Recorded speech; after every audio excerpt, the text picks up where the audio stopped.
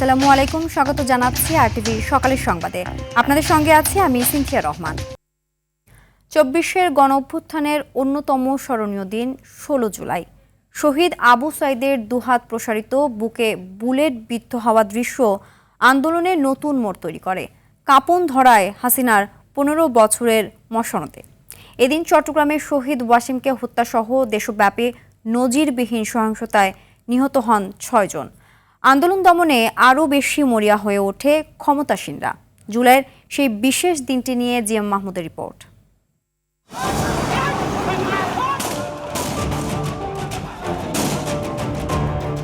১৬ জুলাই ২০২৪ কোটা সংস্কারের দাবিতে চলা শিক্ষার্থীদের আন্দোলন প্রবল হয়ে ওঠে। স্লোগানে স্লোগানে কম্পিত হয় শিক্ষাঙ্গন সহ দেশের গুরুত্বপূর্ণ স্থান।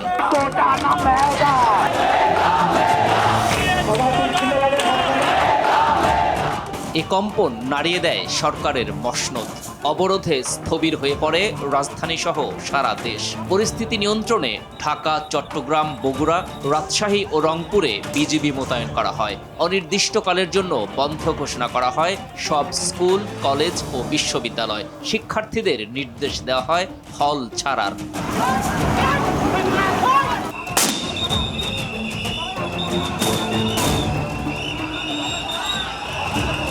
দেশব্যাপী নজিরবিহীন সংঘাত ও সহিংসতায় এদিন অন্তত ৬ জন নিহত হন, আহত শতাধিক। এদের মধ্যে রংপুরে বেগম রোকেয়া বিশ্ববিদ্যালয়ের শিক্ষার্থী আবু সাইদ এবং চট্টগ্রামে ছাত্রদল নেতা ওয়াসিম আকরাম নিহতের ঘটনা আন্দোলনকে নতুন মোড় দেয়। কাজ করে গণঅভ্যুত্থানের সূচনা ও ফ্যাসিবাদী সরকার পতনের প্রধান টার্নিং পয়েন্ট হিসেবে। আবু সাইদের এই যে দুহাত প্রসারিত করে সাহস দেখানোটা, এইটা সারা বাংলাদেশে আলাদা একটা ঢেউ সৃষ্টি করে। আমার যখন গুলি লাগে, আমার সারা শরীরে ৮৬টা ছড়া গুলি, তো আমার মনে হয়েছে শুধু চোখে লাগছে, কারণ সেন্সিটিভ জায়গা। তখন আমাদের অবস্থাটা ছিল সামনে গেলে আমরা স্বাধীনতা পাবো, পিছনে আসলে আমরা নিজেরা শহীদ হব। অথবা আমরা সামনের রাস্তাটাই দেখছিলাম। বিজিবির গুলি দ্বারা আমি আহত হই এবং এই গুলিটা ছিল স্নাইপারের। আমার ফুসফুস ৪ ইঞ্চির মতন ছিঁড়ে গেছে, আমার খাদ্যনালী ৬টা ছিঁড়ে গেছে। ঐতিহাসিক জুলাই গণঅভ্যুত্থানের আবু সাইদের দুহাত প্রসারিত করে বুক চিতিয়ে দাঁড়ানোর এই অবিচল দৃশ্য এখন নিপীড়ন ও অন্যায়ের বিরুদ্ধে সাহসের প্রতীক। তাই ১৬ জুলাই পায় জুলাই শহীদ দিবস স্বীকৃতি। একটা জন আকাঙ্ক্ষা আছে যে দ্রুত বিচার করা বা নিষ্পত্তি করার একটা আকাঙ্ক্ষা আছে। আমরা সেই আকাঙ্ক্ষাকে ধারণ করি, যতটুকু দ্রুত সম্ভব সেইভাবেই কাজ এগিয়ে যাচ্ছে।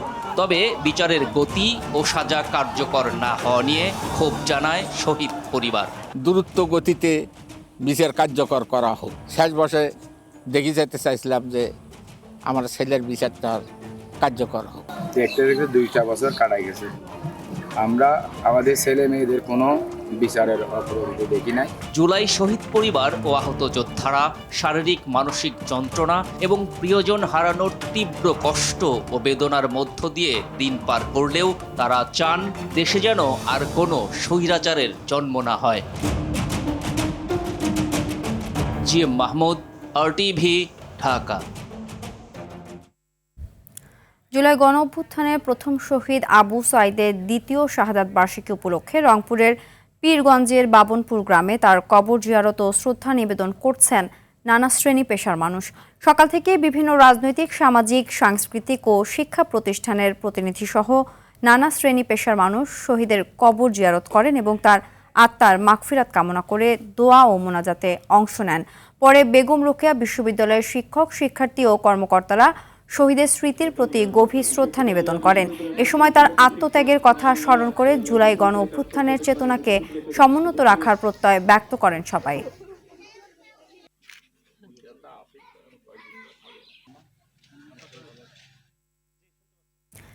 এই বিষয়ে আরও জানাতে রংপুরের পীরগঞ্জ থেকে সরাসরি যোগ দিচ্ছেন সহকর্মী মিনহাজুল ইসলাম মিলন। মিলন, আবু সাইদের কবরে শ্রদ্ধা নিবেদনের বিষয়ে বিস্তারিত জানাবেন। সিনথিয়া, যেমনটা বলছিলেন 24 জুলাই গণ অভ্যুত্থানের প্রথম শহীদ আবু সাঈদের যে সমাধিস্থল রংপুরের পীরগঞ্জের বাবুনপুরে, আমি সেখানেই অবস্থান করছি। আমরা দেখেছি যে সকাল থেকেই এই আবু সাঈদের সমাধিস্থলে কিন্তু নানা শ্রেণী পেশার মানুষ কিন্তু এখানে এসেছেন, তার কবরে শ্রদ্ধা নিবেদন করেছেন, তার পরিবারের সঙ্গে সাক্ষাৎ করেছেন। আমরা একটু আগেই দেখলাম যে পীরগঞ্জ উপজেলা প্রশাসনের পক্ষ থেকেও কিন্তু তারা এসে শ্রদ্ধা নিবেদন করছেন, তার কবরে কিন্তু দোয়া মুনাজাত করেছেন। এর আগে আমরা দেখেছি যে সকালে বাংলাদেশ জামাত ইসলামের পক্ষ থেকে কিন্তু এখানে শ্রদ্ধা নিবেদন করেছেন এবং দোয়া মুনাজাত করেছেন। এরপরই বেগম রোকেয়া বিশ্ববিদ্যালয়ের যে শিক্ষক শিক্ষার্থী আছে তারা কিন্তু এসে কিন্তু এখানে কিন্তু কবর জিয়ারত করছেন, দোয়া করছেন, তার পরিবারের সঙ্গে সাক্ষাৎ করছেন। আর একটি বিষয় জানিয়ে রাখতে চাই যে একটু পরেই কিন্তু বাংলাদেশ ছাত্রদলের যে কেন্দ্রীয় সভাপতি রাকিবুল ইসলাম রাকিব, তিনি কিন্তু এখানে আসবেন, শহীদ আবু সাঈদের কবরে শ্রদ্ধা নিবেদন করবেন এবং বিকেল 3টা নাগাদ কিন্তু বাংলাদেশ মুক্তিযুদ্ধ বিষয়ক মন্ত্রী আহমদ আজম খান তিনি কিন্তু আসার কথা রয়েছেন, এসে আবু সাঈদের কবর জিয়ারত করবেন এবং তার পরিবারের সঙ্গে সৌজন্য সাক্ষাৎ করবেন। আমি আবু সাঈদের পিতা মকবুল হোসেনের সঙ্গে কথা বলেছি, তিনি যেটা জানিয়েছেন যে আবু সাঈদ হত্যার যে মামলা রায় হয়েছে সে মামলা রায় কিন্তু তিনি সন্তুষ্ট নয় তার পরিবার, তারপরেও জানিয়েছে যে যে রায় হয়েছে সে রায়টি যেন দ্রুত কার্যকর করা হয়, এমনটাই কিন্তু জানিয়েছেন আবু সাঈদের পরিবার। তবে আরেকটি বিষয় জানিয়ে রাখতে চাই যে সর্বস্তরের মানুষ কিন্তু জুলাই গণ অভ্যুত্থানের প্রথম শহীদ আবু সাঈদের যে সমাধিস্থল রংপুরের পীরগঞ্জের বাবুনপুরে সেখানে আসছেন এবং এই কবরে শ্রদ্ধা নিবেদন করছেন, দোয়া মুনাজাত করছেন। এই ছিল আমার কাছে রংপুরের পীরগঞ্জ থেকে আবু সাঈদের সমাধিস্থল থেকে সর্বশেষ। চিন্তিয়া। মিলন, আপনাকে ধন্যবাদ।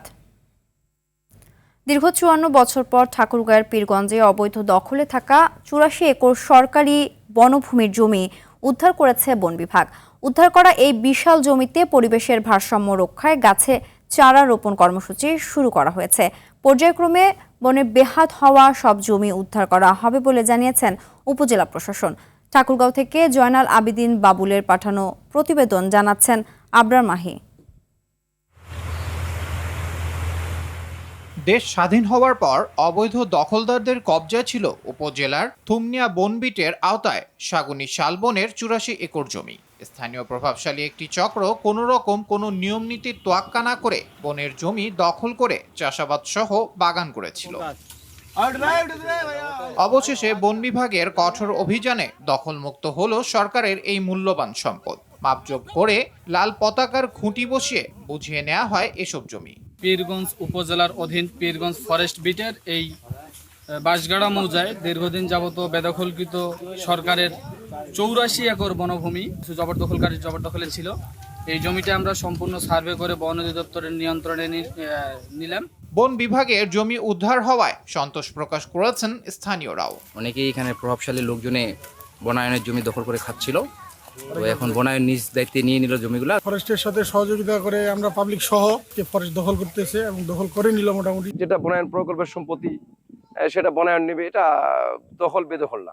বনভূমি সংরক্ষণে স্থানীয় জনগণকে সম্পৃক্ত করার পাশাপাশি প্রয়োজনীয় আইনি ব্যবস্থা গ্রহণ করা হচ্ছে বলে জানান উপজেলা নির্বাহী কর্মকর্তা। স্থানীয় জনগণকে আমরা বোঝানোর চেষ্টা করেছি যে এই জমিটা হচ্ছে বন বিভাগের, আপনাদের যদি ডকুমেন্ট থাকে অথবা জমিগুলো যদি কোনোভাবে মালিকানা আপনাদের হয়ে থাকে ডকুমেন্ট উপস্থাপন করে আপনারা ল্যান্ড সার্ভে ট্রাইব্যুনাল রয়েছে সেখানে যেতে পারেন। সংরক্ষিত বনভূমি দেশের পরিবেশ, জীববৈচিত্র্য ও প্রাকৃতিক ভারসাম্য রক্ষায় গুরুত্বপূর্ণ ভূমিকা রাখে। তাই বনভূমি দখল বা ক্ষতি সাধনের বিরুদ্ধে সচেতন হওয়ার আহ্বান বন বিভাগের। আবরার মাহি, RTV। টানা বর্ষণ ও পাহাড়ি ঢলে রংপুরের গঙ্গাচড়া ও কাউনিয়ায় তিস্তা নদীর পানি দ্রুত ওঠানামা করায় ভয়াবহ নদী ভাঙন দেখা দিয়েছে। এতে হুমকিতে পড়েছে 2000 পরিবারের বসতভিটা, ফসলি জমি ও শিক্ষা প্রতিষ্ঠান। এদিকে পানি বৃদ্ধি পাওয়ায় প্লাবিত হয়েছে গঙ্গাচড়া উপজেলার বেশ কয়েকটি গ্রাম। পানিবন্দী মানুষ চরম দুর্ভোগে দিন কাটাচ্ছেন। ভাঙন রোধে দ্রুত জিও ব্যাগ ও স্থায়ী বাঁধের দাবি জানিয়েছেন স্থানীয়রা। অন্যদিকে নেত্রকোনার কমলাকান্দা ও দুর্গাপুর সহ জেলার প্লাবিত নিম্নাঞ্চলের পানি কমতে শুরু করেছে। নদ নদীর পানি বিপদসীমার নিচ দিয়ে প্রবাহিত হওয়ায় স্বস্তি ফিরেছে জনমনে, কেটেছে বন্যা আতঙ্ক।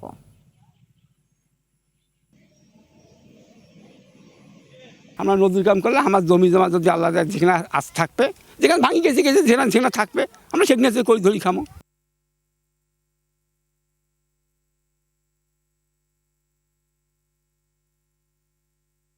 বন্যায় কৃষি খাতে ব্যাপক ক্ষয়ক্ষতি হয়েছে নোয়াখালীর দ্বীপ উপজেলা হাতিয়ায়। ক্ষতিগ্রস্ত হয়েছে প্রায় ৮০,০০০ কৃষক। ক্ষয়ক্ষতির পরিমাণ ২০ কোটি টাকারও বেশি বলছে কৃষি বিভাগ। সরকারের আর্থিক সহায়তা ছাড়া নতুন করে চাষাবাদ সম্ভব নয় বলছে ক্ষতিগ্রস্ত কৃষকরা। নোয়াখালীর হাতিয়া প্রতিনিধি ইসমাইল হোসেন কিরণের পাঠানো তথ্যচিত্রে বিস্তারিত জানাচ্ছেন সাকিব আল হাসান। কেউ মহাজনের কাছ থেকে ঋণ নিয়ে আর কেউ নিজের জমানো শেষ সম্বল দিয়ে শুরু করেছিলেন ধান ও মৌসুমী সবজির আবাদ। সপ্তাহখানেকের বন্যায় এভাবেই শেষ হয়ে গেছে তাদের হাতে বোনা স্বপ্ন। উপজেলার ১১টি ইউনিয়ন ও একটি পৌরসভা সহ সবকটি এলাকার চিত্র প্রায় এমনই। পানি নামার সাথে সাথে ভেসে উঠছে ক্ষয়ক্ষতির চিত্র।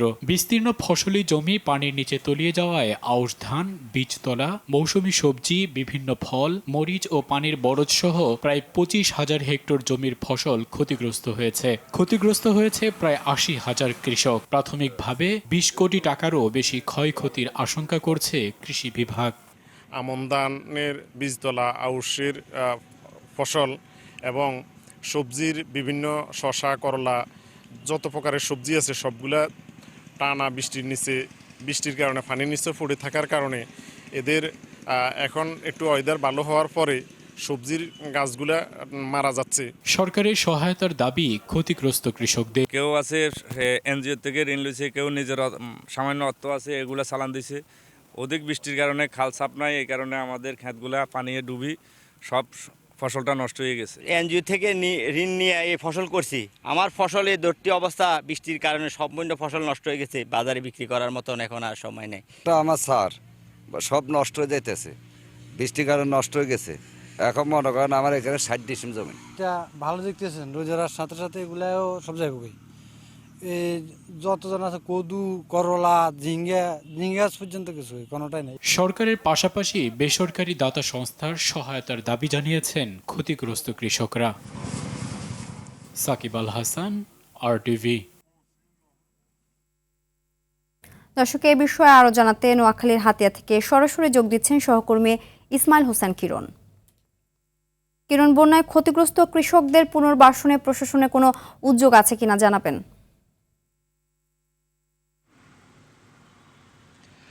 জি সিন্থিয়া, আপনাকে ধন্যবাদ। আমি প্রথমে আপনার প্রশ্নের উত্তর যদি দিই, সেক্ষেত্রে উপজেলা কৃষি অফিসের পক্ষ থেকে ক্ষয়ক্ষতির বিবরণ পাঠানো হয়েছে এবং উপজেলা নির্বাহী কর্মকর্তার কার্যালয় থেকে ক্ষয়ক্ষতির একটি বিবরণ জেলা প্রশাসক কার্যালয়ে পাঠানো হয়েছে, কিন্তু সেখান থেকে এখন পর্যন্ত ক্ষয়ক্ষতির ব্যবস্থা নেওয়ার মতো কোনো বরাদ্দ আসেনি। জরুরি যেসব ত্রাণ সামগ্রী এসে শুধু তার উপরে এখানকার মানুষজনকে ভরসা করতে হয়েছে, তারা শুধু জরুরি ভিত্তিতে ত্রাণ সামগ্রী প্রশাসন বিতরণ করছে। আপনি জানেন যে গত কয়েকদিনের টানা বর্ষণে এখানকার নির্মাঞ্চল ব্যাপক এলাকা প্লাবিত হয়েছে এবং বেড়িবাঁধের বাইরে অস্বাভাবিক জোয়ারে বেশ কিছু নির্মাঞ্চল প্লাবিত হয়েছে। এই যে টানা বর্ষণে ব্যাপক এলাকা প্লাবিত হয়েছে, এর মধ্যে সবচেয়ে বেশি ক্ষয়ক্ষতির চিহ্ন পাওয়া গেছে বা ক্ষয়ক্ষতির বর্ণনা পাওয়া গেছে কৃষকদের মধ্যে। অর্থাৎ এখানকার কৃষকরা আমন ধানের যে বীজতলা বপন করছেন এবং তারা যে আগাম যে সবজি চাষ করছেন তা সম্পূর্ণ নষ্ট হয়ে গেছে। টানা বর্ষণের ফলে সবজি ক্ষেতগুলো ৫ থেকে ৬ দিন একটানা পানির নিচে তলিয়ে থাকায় গাছের গোড়ায় পছন্দ ধরে এখন পানি নেমে গেলেও রৌদ্রোজ্জ্বল পরিবেশ সৃষ্টি হলেও গাছগুলো সম্পূর্ণ মরে যাচ্ছেন। এখন অকালেই সবজি ক্ষেতগুলো সম্পূর্ণ নষ্ট হয়ে যাচ্ছে। আমি গতকালকে এবং তার আগের দিন বেশ কিছু সবজি ক্ষেত এবং বীজতলায় গিয়েছি।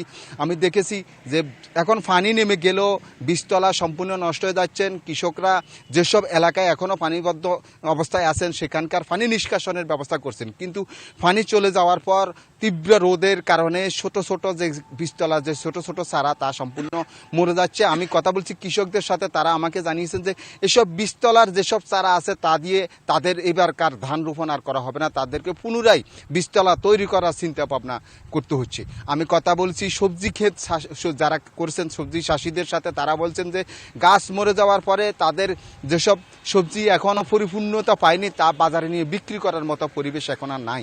তাদেরকে এই গাছ সম্পূর্ণ তুলে ফেলে দিয়ে নতুন করে সবজি ক্ষেত করতে হবে। তবে তার জন্য বীজতলা এবং সবজি ক্ষেত তৈরি করার জন্য যে আর্থিক যোগান দরকার সেটা তাদের নেই। তারা ঋণ নিয়ে তারা ধার দেনা করে যে সবজি ক্ষেত তৈরি করছে তাতে করে বড় ধরনের আর্থিক সংকটের মধ্যে পড়ছে। উপজেলা প্রশাসনের পক্ষ থেকে বলা হয়েছে প্রায় ৮০,০০০ হেক্টর 80,000 কৃষক এই সম্পূর্ণ ক্ষয়ক্ষতির আওতায় পড়েছেন।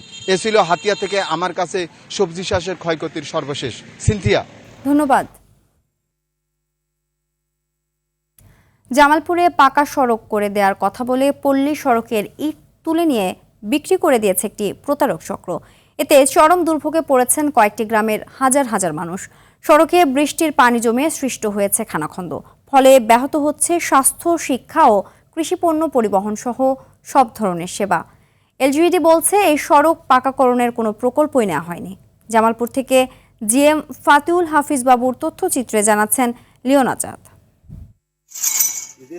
জামালপুর সদর উপজেলার রশিদপুর ইউনিয়নের প্রত্যন্ত গ্রাম গজারিয়াটা। কয়েক বছর আগে পাখুল্লা ভাঙনি ঘাট থেকে গজারিয়াটা ভাঙা ব্রিজ পর্যন্ত 2 কিলোমিটার সড়কটি ইটের সোলিং করা হয়। এতে দীর্ঘদিনের দুর্ভোগ থেকে মুক্তি পেয়েছিলেন কয়েক গ্রামের মানুষ,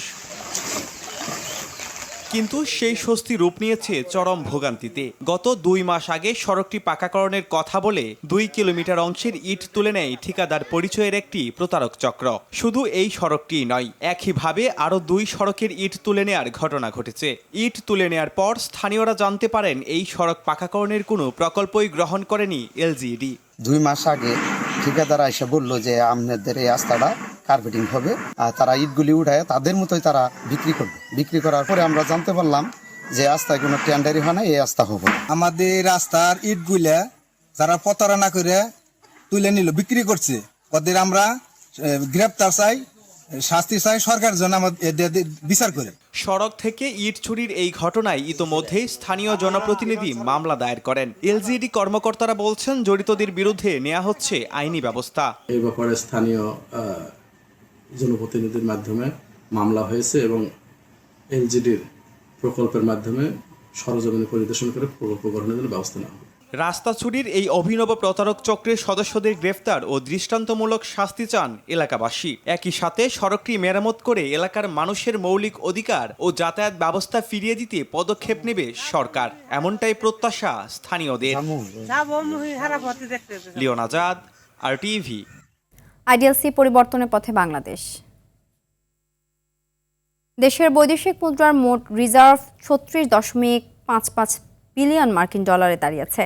বাংলাদেশ ব্যাংকের সর্বশেষ তথ্য অনুযায়ী এখন পর্যন্ত দেশের মোট বৈদেশিক মুদ্রা রিজার্ভের পরিমাণ দাঁড়িয়েছে 36.546 বিলিয়ন মার্কিন ডলার। এর আগে গত 7 জুলাই দেশের গ্রস বৈদেশিক মুদ্রা রিজার্ভ ছিল 36,519.78 মিলিয়ন মার্কিন ডলার। একই সময়ে BPN 6 পদ্ধতিতে রিজার্ভের পরিমাণ ছিল 31,871.4 মিলিয়ন ডলার।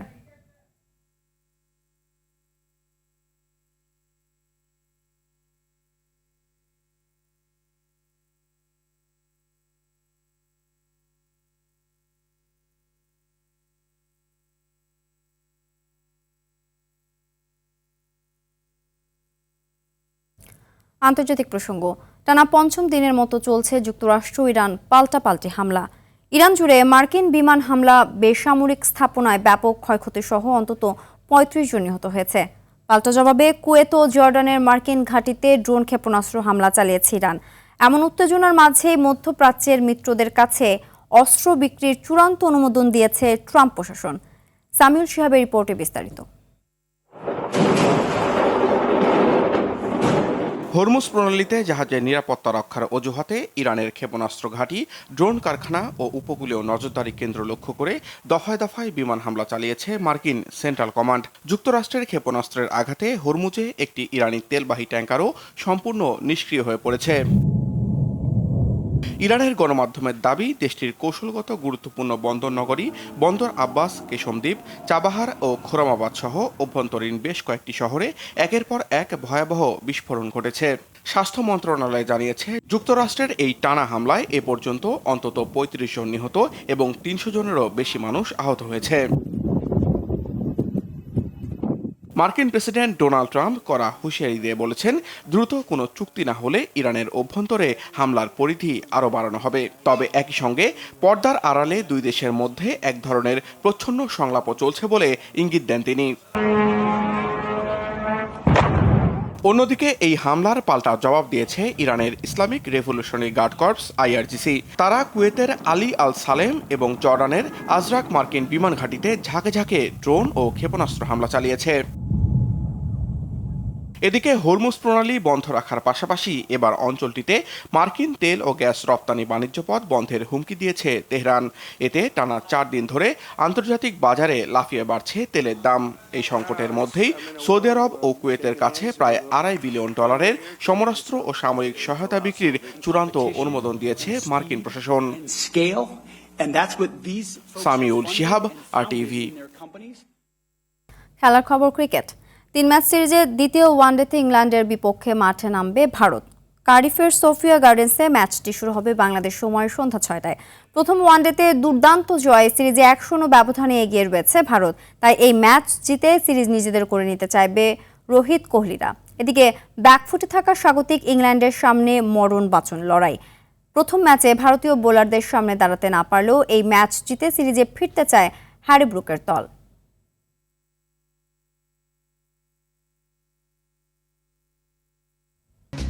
সকালের সংবাদ এ পর্যন্তই। মধ্যাহ্নের সংবাদ দুপুর 12টায় দেখার আমন্ত্রণ রইল। ধন্যবাদ সবাইকে।